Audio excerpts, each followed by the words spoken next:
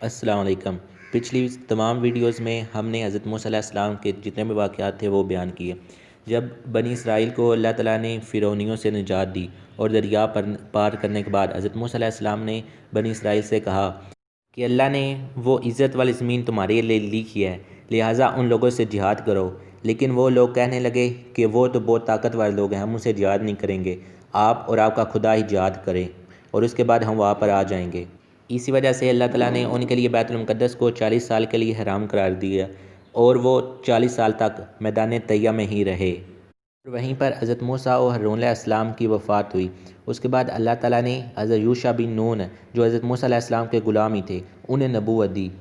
جو واقعہ خضر علیہ السلام کے وقت ان کے ساتھ تھے۔ حضرت ابی بن کعب رضی اللہ تعالیٰ عنہ سے مروی ہے، نبی کریم صلی اللہ علیہ وسلم نے فرمایا کہ موسیٰ علیہ السلام کے وہ خادم حضرت یوشع بن نون ہی تھے۔ حضرت موسیٰ علیہ السلام کی وفات کے بعد جب حضرت یوشع بن نون کے پاس نبوت کی ذمہ داری آئی تو انہوں نے بنی اسرائیل کو جہاد کے لیے راضی کیا اور اس کے بعد حکم دیا کہ ہم جہاد کریں گے۔ سورہ فتح کی آیت نمبر 16 میں اللہ تعالیٰ فرماتا ہے، ان پیچھے رہ گئے ہوئے گنواروں سے فرماؤ، ان قریب تم ایک سخت لڑائی والی قوم کی طرف بلائے جاؤ گے کہ ان سے لڑو یا وہ مسلمان ہو جائیں، پھر اگر تم فرمان مانو گے اللہ تمہیں اچھا ثواب دے گا، اور اگر پھر جاؤ گے جیسے پہلے پھر گئے تو تمہیں دردناک عذاب دے گا۔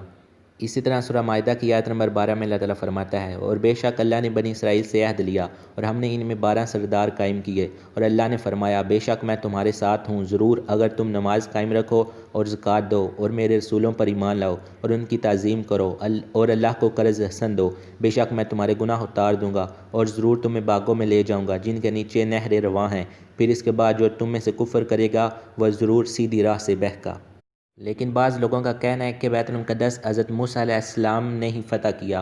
کیونکہ سورہ اعراف کی آیت نمبر 175 تا 177 میں اللہ تعالیٰ فرماتا ہے، اور اے محبوب انہیں اس کا احوال سناؤ جسے ہم نے اپنی آیتیں دی تو وہ ان سے صاف نکل گیا، تو شیطان اس کے پیچھے لگا تو گمراہوں میں ہو گیا، اور ہم چاہتے تو آیتوں کے سبب اسے اٹھا لیتے مگر وہ تو زمین میں پکڑ گیا اور اپنی خواہش کا تابع ہوا، تو اس کا حال کتے کی طرح ہے، تو اس پر حملہ کرے تو اپنی زبان نکالے اور چھوڑ دے تو زبان نکالے، یہ حال ہے ان کا جنہوں نے ہماری آیتیں جھٹلائی۔ تو تم نصیحت سناؤ کہ کہیں وہ دھیان کریں، کیا بری کہاوت ہے ان کی جنہوں نے ہماری آیتیں جھٹلائیں اور اپنی ہی جان کا برا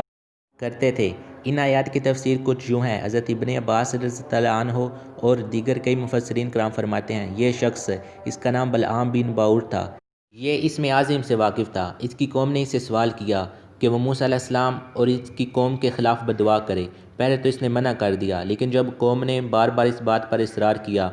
تو وہ حضرت موسیٰ علیہ السلام کے خلاف بددعا کرنے کے لیے راضی ہو گیا، لیکن جیسے ہی وہ بددعا کرتا تو الٹا اس کے منہ سے حضرت موسیٰ علیہ السلام کے بارے میں دعا نکلتی اور الٹا اپنی قوم کے لیے اس کے منہ سے بددعا نکلتی، اور جب اس نے بار بار ایسا کرنے کی کوشش کی تو اللہ تعالیٰ نے اس کی زبان کتے کی طرح لٹکا دی۔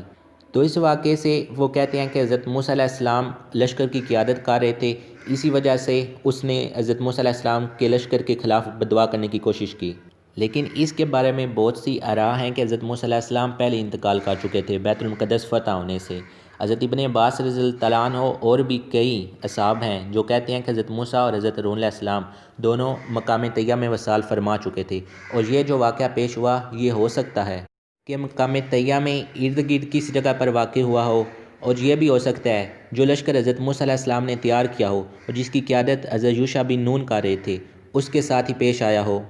واللہ عالم۔ تو وہ لشکر جس کی قیادت حضرت یوشع بن نون علیہ السلام کر رہے تھے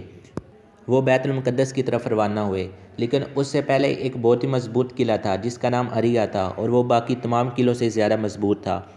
کہا جاتا ہے کہ یہ محاصرہ 6 ماہ تک جاری رہا، اور یہ بھی کہا جاتا ہے کہ یہ جمعہ کے دن صبح سے لے کر عصر تک جاری رہا، اور جب سورج غروب ہونے والا تھا تو غروب ہونے کے بعد اگلے دن ہفتے کا تھا، اور ہفتے دن ان کے لیے قابل احترام تھا اور کوئی کسی قسم کا وہ دنیائی کام نہیں کر سکتے تھے، اس لیے انہوں نے اللہ تعالیٰ سے دعا کی، اے اللہ تو اسے مجھ پر روک دے۔ اللہ تعالیٰ نے سورج کو روک دیا حتیٰ کہ انہیں اریا پر فتح نصیب ہوئی۔ یہ جو سورج لوٹنے کا واقعہ ہوا یہ حضرت یوشع علیہ السلام کے بارے میں ہوا تھا، اور اس سے یہ بھی ثابت ہوتا ہے کہ وہی بیت المقدس کے فاتح تھے۔ حضرت ابو ہریرہ رضی اللہ تعالیٰ عنہ سے مروی ہے کہ رسول کائنات صلی اللہ علیہ وسلم نے ارشاد فرمایا، سورج حضرت یوشع بن نون علیہ السلام کے سوا کسی انسان کے لیے نہیں روکا گیا، واللہ عالم۔ تو تو اس کے بعد جب انہیں بیت المقدس پر فتح نصیب ہوئی تو انہیں حکم دیا گیا کہ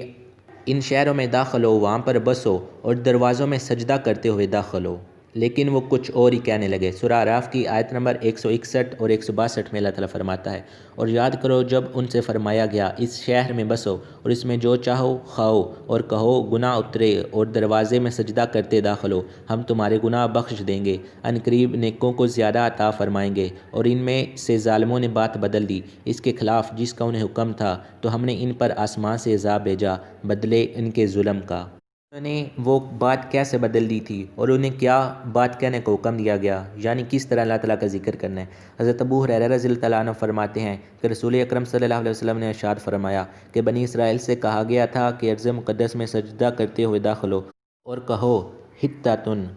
یعنی ہمارے گناہ معاف ہوں، کہتے ہوئے داخل ہونا، لیکن وہ سرنوں کے بال گھسیٹتے ہوئے اور حطۃ کی بجائے حبۃ فی شعرۃ، یعنی جو کے دانے کہتے ہوئے داخل ہوئے۔ اور ان کی اس گستاخی اور اللہ کے حکم کی نافرمانی کی وجہ سے اللہ تعالیٰ نے ان پر عذاب بھیجا، اور یہ عذاب طاعون کی بیماری کی صورت میں تھا،